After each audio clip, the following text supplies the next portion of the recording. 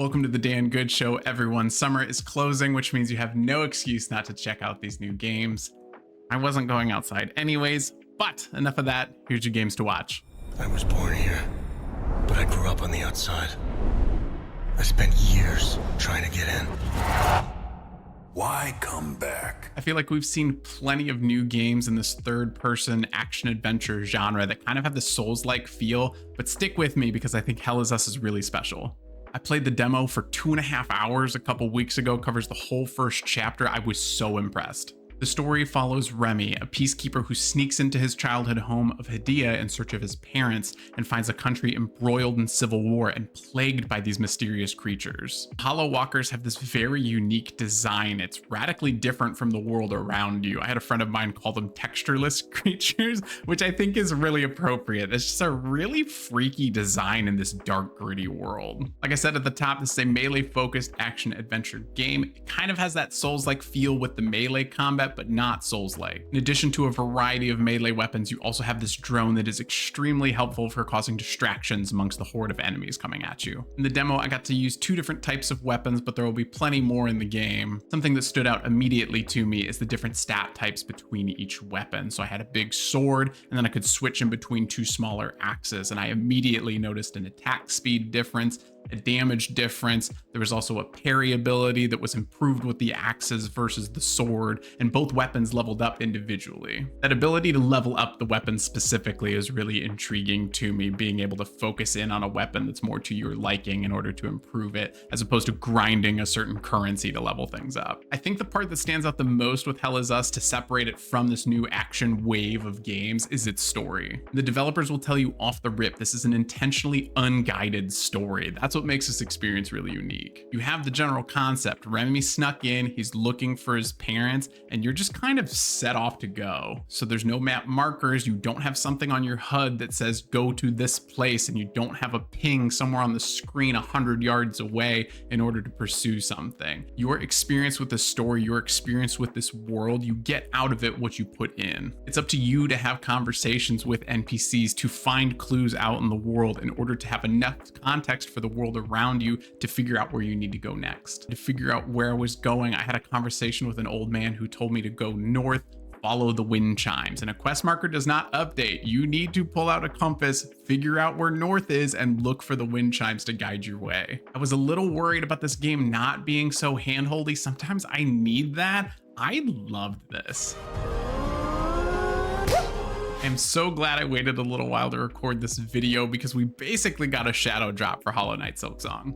I don't think there's ever been this level of anticipation for an indie sequel like there is for Silksong. Hollow Knight's a brutally challenging Metroidvania game, so if you're not a fan of that genre, you may struggle with this a little bit. I'm personally a huge fan of the Metroidvania genre. It involves side-scrolling adventures typically where you're progressing through the story, and as you acquire new abilities, you get to go back in the map and find areas that were previously inaccessible to you. We've seen very little of Silksong over the 6 years of development, but we have seen it looks like more of the same but better. You can expect that award-winning style, that award-winning music, the high-speed acrobatic action, tons of new enemies, tons of new bosses, and now with a new protagonist in a new world. Admittedly, back in the day, Hollow Knight kicked my butt. I don't know that I was ready for how challenging it was, but now I can't help but get sucked up in the hype. I may need to go back and give it another shot.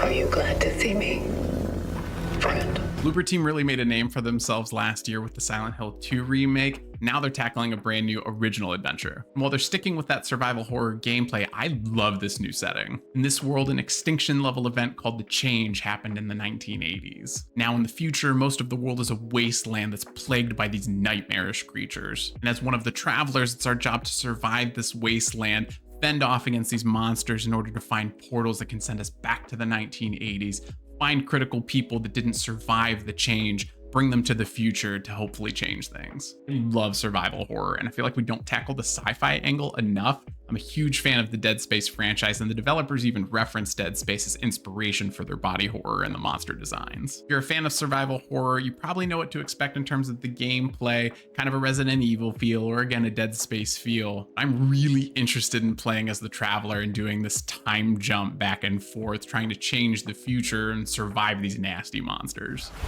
Heard you were rounding up some vault hunters. reporting for duty, boss. One of the OG looter shooters is back. Borderlands 4 takes place on Kairos, prison planet ruled by the Timekeeper, who's implanted these bolts in all of the citizens that essentially act as a kill switch if they don't do what the Timekeeper says. And as one of 4 new Vault Hunters, you're thrust into this conflict with the Timekeeper against his citizens, while of course keeping an eye out for new loot. Each Vault Hunter has their own unique set of abilities. I think all these new Vault Hunters look awesome, and I'm actually not sure which one I would run with. I think Vex's ghost abilities are sweet. I think Rafa's mobility is really nice. Eamon's shield and his elemental attacks look sick. I really like Harlow's anti-grav stuff. They all have massive skill trees with branching action skills. You've tons of customization in terms of how you want to play. You can do 4-player co-op online, or you can do 2-player split screen, which I think is a really nice touch. We do not have enough couch co-op games. And something that I really like is it seems like they've put a special emphasis on making the multiplayer accessible regardless of how far each player is in the game. So you have some really player-friendly options like instanced loot for each player, dynamic level scaling if one person's been putting way more hours in Borderlands than the other. You have individual difficulty settings even amongst your own party, and you can also fast travel in between each other. I love these changes because I've been out of the Borderlands game for a really long time. Those kinds of features make it really accessible for me to dive in. I never know if Randy is being serious about the weapon variations, but allegedly there are billions of weapon combinations. There are 8 weapon manufacturers in this game that will provide a variety of different abilities for your weapons. And a new licensed parts system means that from those 8 manufacturers, you actually find abilities from multiple in the same gun. So it expands your weapon variations even more. There's a new vehicle called the Digirunner that lets you fly across the map that looks fantastic. And another gameplay point that I found that I really like is you can slowly claim the planet back from the Timekeeper by capturing points of interest, unlocking more fast travel points for you, and as well as scouting opportunities to maybe find your next vault or your next target. It's been almost 15 years since I've played a Borderlands game, but I really like what I've heard from these developers in terms of maturing the writing for the story, but again, all those multiplayer features making it really accessible for people to get together and play the game regardless of how many hours they've put into it. I don't care how high his walls are or how big his army is. That fucker will pay for what he did to me.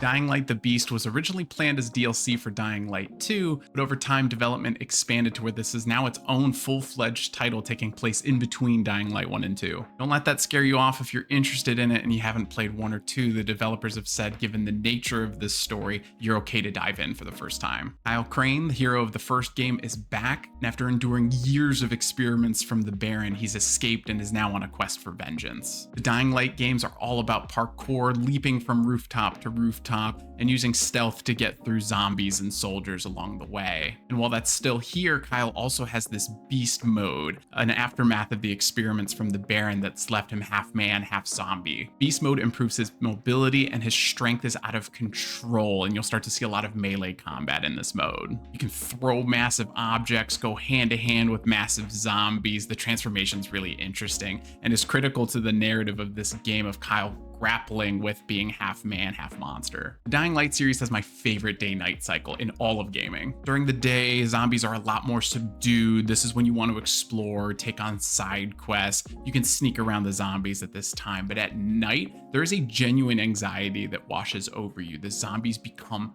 feral. It's terrifying. In Dying Light 1 and 2, most of the story takes place in an urban city setting. This one seems like we get to branch out a little bit. There's like jungles and forests. So I'm really looking forward to the change in environment. I ended up missing Dying Light 2, but I loved the first one, so I'm very excited for this.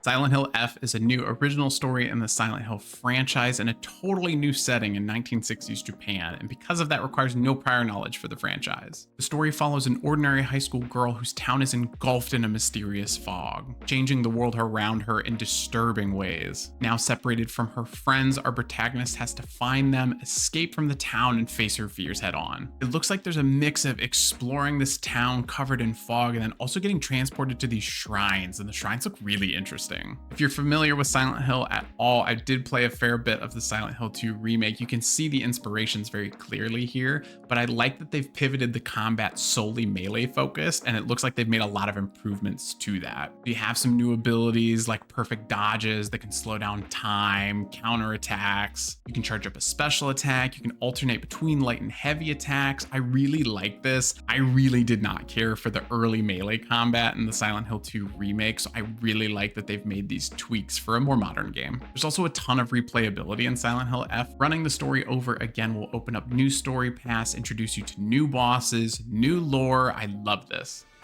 You nobles are all the same.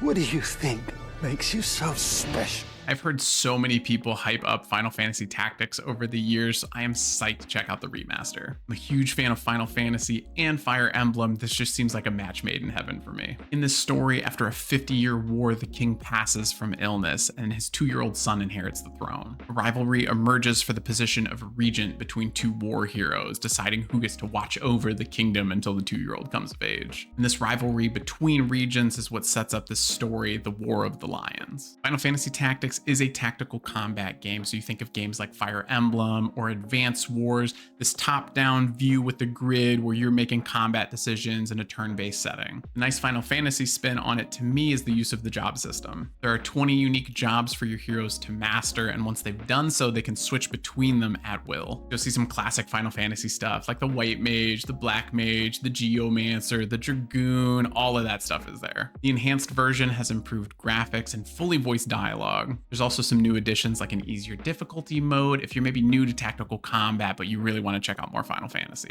Like all great remasters, you can switch between a classic and modern style. But something maybe worth noting if you're a longtime Tactics fan is it sounds like they're specifically using this new War of the Lions translation for the game. This style takes me all the way back to playing Fire Emblem The Sacred Stones on my Game Boy Advance, so I'm absolutely getting this on my Switch for that classic handheld experience. That's your games to watch for the month of September. Thank you so much for watching The Damn Good Show. Don't forget to like the video, subscribe to the channel, and let me know in the comments what game you're looking forward to the most this month, even if it's a game I didn't cover.